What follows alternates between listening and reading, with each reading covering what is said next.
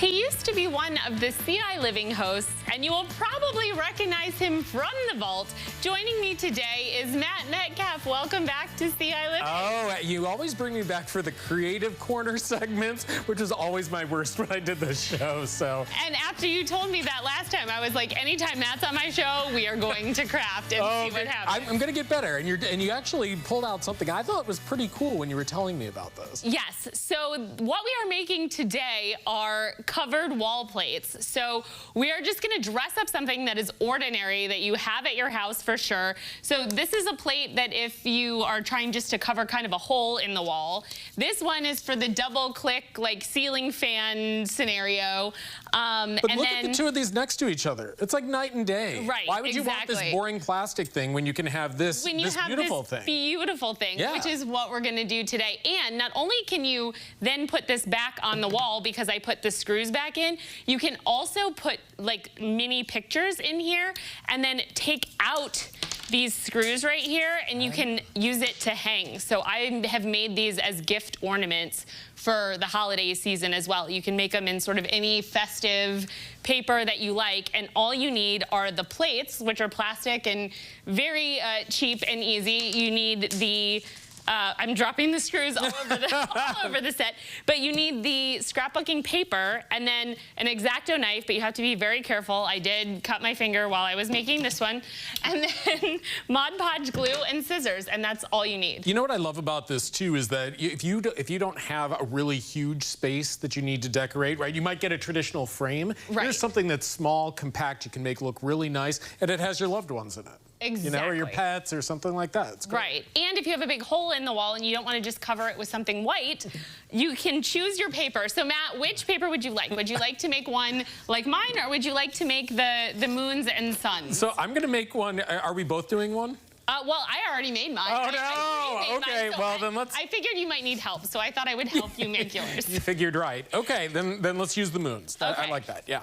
So the first thing that you want to do is you kind of want to choose what you want the front of your design to look like and sort of strategically place it on the paper. So if you want straight up like this, you can do that. You can also choose to turn the paper a different way to have the design going different ways if you want the stars on top. So choose which way you would like the design to face on your wall plate. That's I'm too linear in my thinking because I like Okay, so you want the moons going but look, the diagonal, that's a really great opportunity to be creative. Yeah. Yeah. So should we go diagonal for funsies? You want to do it? Okay. Let's do diagonal for funsies. All right. So then what you're going to do is you're going to take your glue. I choose to use Mod Podge just because it's pretty thick, it sticks really well, and you can do it with a paintbrush, so it's a little bit less messy. And you don't have to worry about if you get it over the holes because ultimately it's very easy to then poke the screws right back. Do I need to move the paper out of the way because I can see myself making a mess? It's okay. You can totally make a mess because then we're gonna cut it down afterwards. And this is just my personal preference.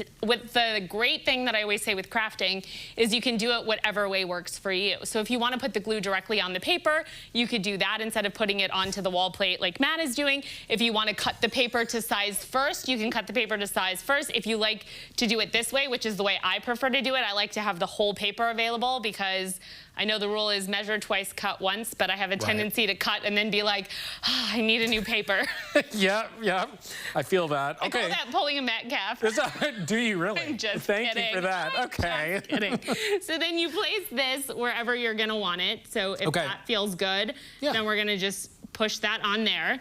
And you want to leave a little bit on all the sides because you are going to want to fold the corners up and over. I saw that. I think that's kind of the nice part too because these are three-dimensional, right? The wall is flat, but these are three-dimensional and applied, so that's important. Yep. So you want them to face the right way. Okay, so I push it down. So you push it down, you hold it, you let that glue dry, and then ultimately, once the glue has dried, you're going to want to cut with either the scissors or the X-Acto knife kind of around, leaving a wide area so that then you can fold it, and then we're going to fold it sort of, I guess, like present wrapping style. Oh, okay. So, all right. So yeah, so I cut would around say it? Cut around it. Yeah. Okay. Yeah, thank you for keeping the X-Acto knife away from me, because Yeah. I feel like that's just asking for trouble. Yes, it's actually a very sharp, very dangerous X-Acto knife, as I learned yesterday when I was making our example one. So, okay. So that's perfect. All right, and then I always hang on to the scraps. As our friends from the Idea Store always tell us, you can donate large scraps like this to them, or I always can find other uses for them. I'll make little cards with them, envelopes, things like that. So that's perfect. So then the next step of this will be to ultimately fold the corners. So you're gonna probably wanna add a little bit of glue to all the different sides of it. Okay. So I did initially, but it's okay to add a little bit more? You can definitely add a little bit more. And you can even, because more than likely you're not gonna see the back of it, I actually cheated on mine, and you can see maybe that I actually have pieces of tape here. You can hear the tape rattling. So I put clear tape because it doesn't matter what it looks like on the back, because that's the side that's gonna go up against the wall. So you don't have to worry so much about that. So up and folded Christmas present style? Yeah, style. I thought that was great. And then usually I just use the X-Acto knife to trim off the corners. Okay. But again, I would be very careful with that.